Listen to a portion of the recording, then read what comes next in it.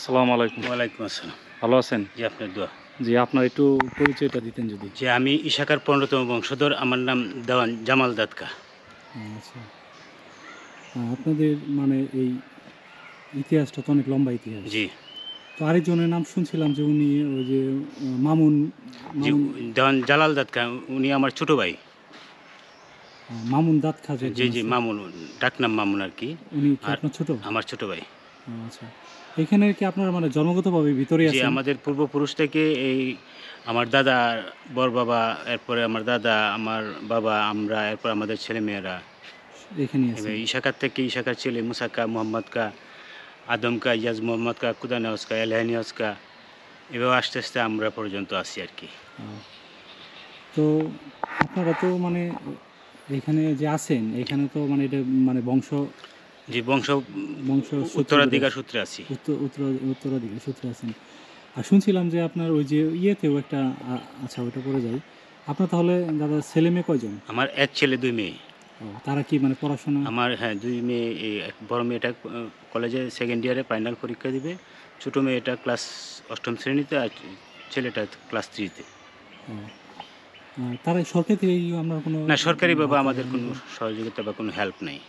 সরকার থেকে কোনো ইয়ে নেই? যা ও এখন তাহলে আপনাদের মানে কিভাবে দিন কিভাবে চলে? আমাদের দিন মনে করেন আমরা ভাই যারা আছে যে মামুন বললেন, আমার এই ছোট ভাই, বড় ভাই, আরেকটা ছোট ভাই আছে। এরা কিশোরগঞ্জ শহরে ছোটখাটো ব্যবসা নিয়ে আছে। আমি বাড়িতেই দেখাশোনা করি। আর প্রত্নতত্ত্ব অধিদপ্তরের মাধ্যমে আমাকে একটা দায়িত্ব দিয়ে রাখছে। এভাবেই চলতেছে আরকি। ওইখান থেকে কিছু টাকা জি, পয়সা জি, পাচ্ছেন সম্মানী নাকি? পাইতেছি তা দিয়ে চলতেছে আরকি। তো আপনাদের যে এই শাখার যে মানে ঘটনাটা এটা কি একটু বলবেন আমাদেরকে? ইশাকার গঠন হলো ইশাকার জন্মস্থান ব্রাহ্মণবাড়িয়া সরাইল। উনার ১ম রাঁধুনি ঢাকা সোনারগাঁ নারায়ণগঞ্জ পানাম সিটিতে। পরে উনার ২য় রাঁধুনি জঙ্গলবাড়ি কিশোরগঞ্জ জেলা করিমগঞ্জ উপজেলা কাদিরজঙ্গল ইউনিয়নে। আর উনার সমাধি গাজীপুর ডিস্ট্রিক্ট কালীগঞ্জ থানা বক্তারপুরে। তো উনি এই সোনারগাঁটায় উনার মুঘল সম্রাটের সময়, সম্রাট আকবরের সময় নিরাপদ ছিল না বিধায় উনি এই বাটি বাংলার দিকে চলে আসছিলেন। এই জায়গাটা নিরিবিলি নিস্তব্ধ ছিল। পরে এখানে উনি আসার আগে রাজা লক্ষণ হাজরা নামে একজন কুচরাজা ওরফে উনি এই এলাকা বসবাস করতো, এই জমিদারি উনি চালাইতেন। পরে এই কুচরাজাকে ইশাকা সংবাদ দিল যে তুমি যুদ্ধের জন্য প্রস্তুত নাহলে জায়গা খালি করো।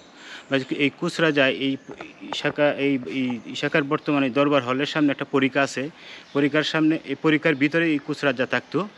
পরে এই কুচরাজা ইশাখার ভয়ে ওই দিক দিয়ে একটা কাল খনন করে নরসিংদী নদীর সাথে সংযোগ করে উনি ওই কালেদে পলায়ন করার পরে ইশাখার সৈন্য সামন্ত নিয়ে এই কুচরাজার বাড়িতেই উনি আস্তানা করার পরে এখান থেকে এই ১১ সুন্দর পাকুন্দে তারা দুর্গ স্থান করে মানসিংহ যুদ্ধ ওই জায়গায় হওয়ার পর একাধারে ৩ দিন যুদ্ধ করার পরে মানসিংহের তরবারি ভাঙিয়ে দেওয়ার পরে ইশাকা সাথে বন্ধুত্ব স্থাপন হওয়ার পরে সম্রাট আকবরের দরবারে ইশাকাকে নিয়ে যাওয়া হয়। সেখানে ইশাকা, সম্রাট আকবর, কবি আবুল ফজল, প্রতাপাদিত্য, বলসেন, কেদার রায়, বাহাদুর গাজী, বীর উত্তম ওনাদেরকে নিয়ে বৈঠকে ইশাকাকে ডাকার পরে ইশাকা এখানে সরাসরি আকবরের মসনদ থেকে বসে যাওয়ার পরে ওনারা সবাই ইতস্ত হয়ে গেল যে ইশাকা একজন বন্দী বা অপরাধী, উনি কী করে মসনদে বসে পড়ে একজন সম্রাটের সামনে। পরে ইশাকা বলল যে না, আমি অপরাধী না, আমি দেশ স্বাধীন করছি, মানসিংহকে পরাজিত করছি, আপনার প্রধান সেনাপতিকে জিজ্ঞাসা করে দেন। পরে সেনাপতি স্বীকার করলো, স্বীকার করে তখন এই সম্রাট আকবরে বলল ঠিক আছে, তাহলে তোমার সাথে আর কোনো এই বিদ্রোহ বা যুদ্ধ চলে না, তুমি আজ থেকে বাংলার ১২ ভূঁইয়ার প্রধান হিসাবে এই দায়িত্ব নিয়ে যাও। এই বাংলাদেশ শাসন বা যা কিছু আছে তোমার মাধ্যমে হবে। এই বাংলাদেশ কর আয় ব্যয় যা আছে তোমার মাধ্যমে থাকবে।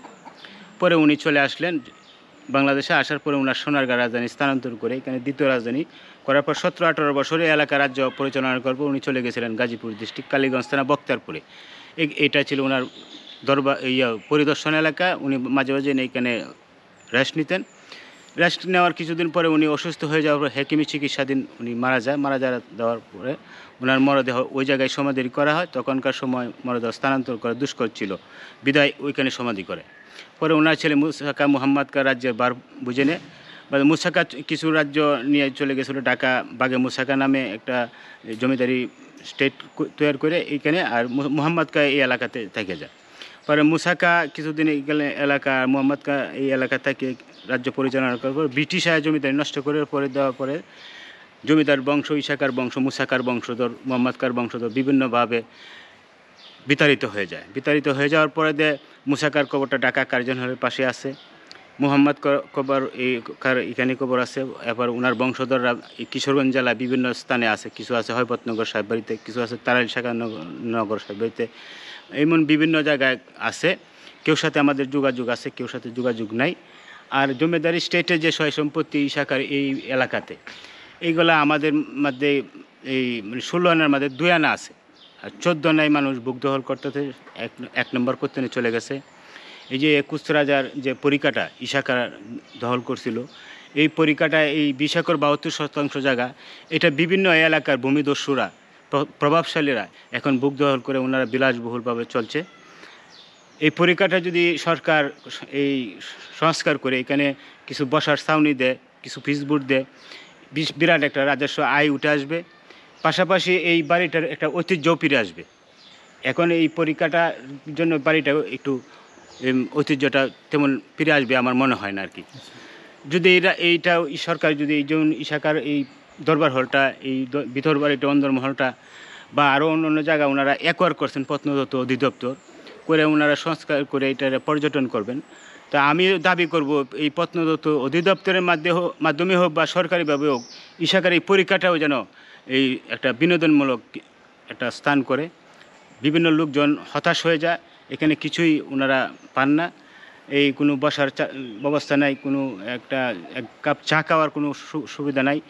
তাই যার ফলে সরকার যদি একটু সুদৃষ্টি দান করতো, তো ইসাকার ঐতিহ্য বা ইসাকার স্মৃতি বা ইসাকায় যে এলাকায় বসবাস করতো এটা ফিরে আসতো, বা পরবর্তী প্রজন্ম জানতে পারতো যে ইসাকায় দ্বিতীয় রাজধানী এলাকায় এখানে বসে দেশ রাজ্য পরিচালনা করছে।